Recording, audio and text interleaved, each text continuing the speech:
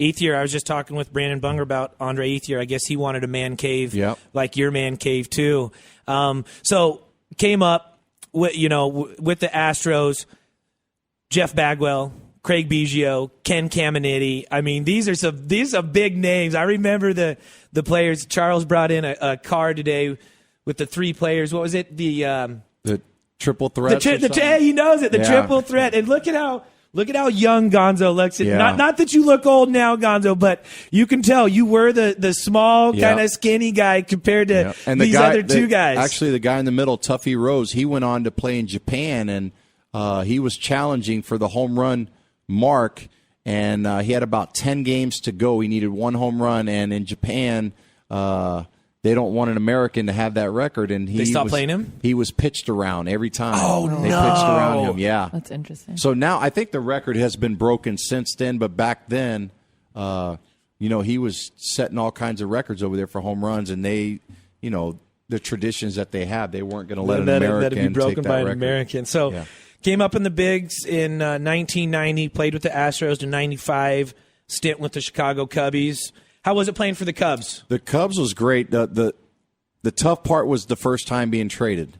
When it was an off day. We played the Cardinals, and the general manager came down to me in the morning, asked how I was feeling. While I was at the batting cage, which was Bob Watson. Okay, lo and behold, and I said, man, I feel great, swinging the bat better, and I feel pretty good up there. And he's like, your health, everything good and everything. Well, at the time, you don't realize what he's doing.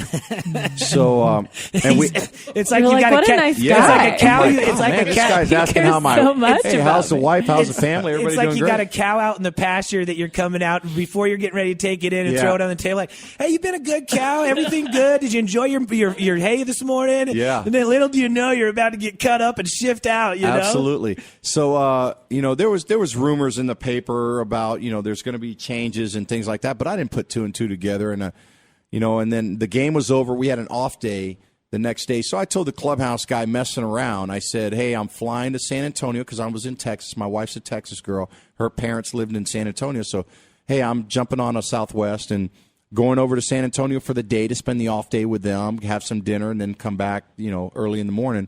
I said, if anything breaks or something, just give me a call.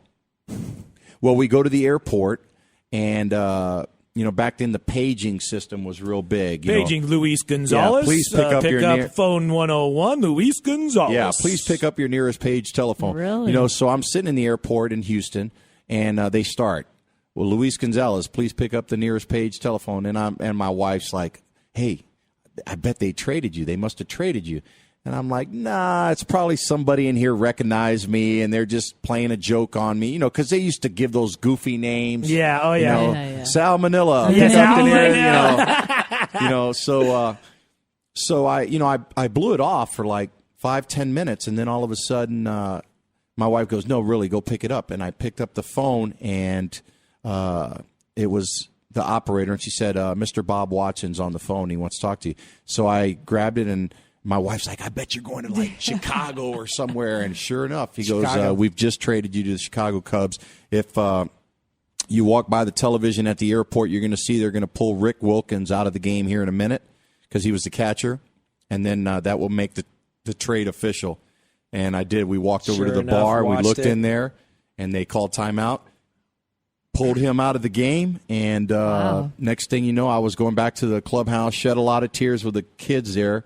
Because, you feel like once you get somewhere, you're going to be there forever. And, I was one of the young kids that came through the system. And then the next day, I got traded that day, probably at about 6 o'clock at night. I was on a 6 a.m. flight heading to Chicago, and I was in the starting lineup for a 1 o'clock game. That day. It's business. It is absolutely. You've seen the movie Moneyball. It's business. It's just there can't be any emotion. All right. Unfortunately, I wish we had 4 more hours, Gonzo. I know you're a busy guy, but I want to get to the Arizona Diamondbacks. 2001, Diamondbacks have a good regular season, make it into the playoffs, make it to the World Series.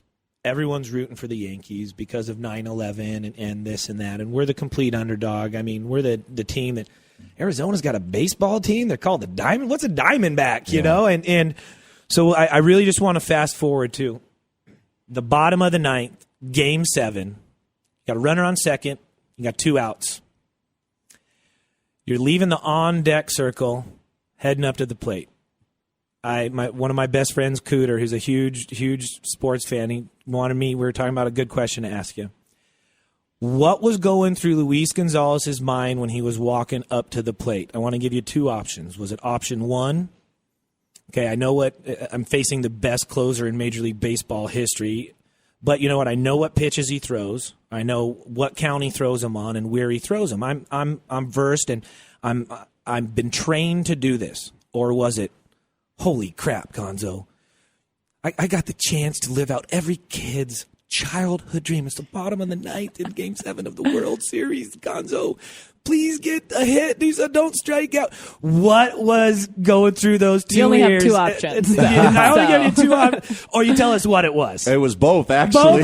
Don't screw this up. See all of the above. Yeah, it was, you dream about, for me, actually, when Counsell was at the plate, it was second and third, 2 outs. He's up at the plate. And I was thinking, okay, where do I want to go when he gets this hit to be on the cover of that Wheaties box or whatever? In the background. Because as a kid, you dream about being in that spot or that situation. And then when he actually got hit by the pitch, then all those thoughts went through my mind. Oh, my God, this is what I've dreamed about as a little kid. And Joe Torre goes out, draws the infield in, and I had more time to think about it. I'm thinking, more time's not always good. I'm thinking, man, what is my family doing? My wife's in the stands. Is she going crazy, nervous? So you're thinking death? About that. I'm thinking about everything else but the task at hand, because I'm, and like we talked about earlier in the show, my mom and my grandmother and everybody, so much pride over there. If I get this hit, they're going to be heroes in the hometown. If I don't, they're going to board the houses up and not the blame Gonzaleses are banned from South Florida. So, when you get in the batter's box, everything just went calm. You think about, I've done this before. Don't try to do too much. Just stay within yourself. Yep. The inning before, he struck me out. Yep. And I said, you can do this. You can do this. And then, lo and behold, I got just enough of it to go over Jeter's head. And then that whole time, I'm running down the line thinking, oh, my God, this can't be happening to me. I can't believe this is happening. It's an out-of-body experience, and you don't know how you're going to react. And then you look back at the tape, and you're jumping up and down like a little kid. I love you jumping up and down. Like, I don't know what I would do, Gonzo. I would be doing somersaults or something. I don't know what I would be doing, but I just want to thank you on a few different levels. One, thank you so much for coming on the show. I know you're a very busy man. You give a lot of your time back to the community. Number 2, thank you as a sports fan, and thank you as an Arizona sports fan. You were instrumental in bringing the state of Arizona our only major sports championship. You are the most iconic Arizona athlete ever. And lastly, I just want to thank you for being a good guy. I want to thank you for not being one of those athletes that we hear about on the news and this and that got arrested or did something. Every time you hear something about Luis Gonzalez, it's followed with something positive. I appreciate that. It's followed with something positive, and we need more people like you, Gonzo. Well, that's why I hang around with Dave Pratt and more people like Dave Pratt, and just more good people in general. You guys, hey, this is Lifeness. I can't believe I made it through the show without stuttering or drooling or reaching over and giving Gonzo a big hug or something. But big thanks to Gonzo. Big thanks to Dave Pratt. You guys, what a great show. What an awesome show. It's Lifeness. As we always end the show with 2 things. One, a big shout out and thank you to all our troops serving us, past, present, future, protecting our freedom. God bless America. And again, big thank you to Gonzo. Keep doing what you're doing, Gonzo. You're a great guy. We appreciate you. Remember, you guys, it's Lifeness. Live the life you love and love the life you live. God bless. Go make it a great day. Thanks, Gonzo. Thanks, Logan.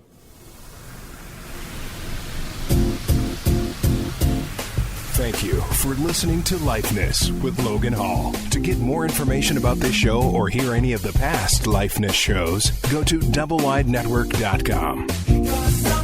Clap along if you feel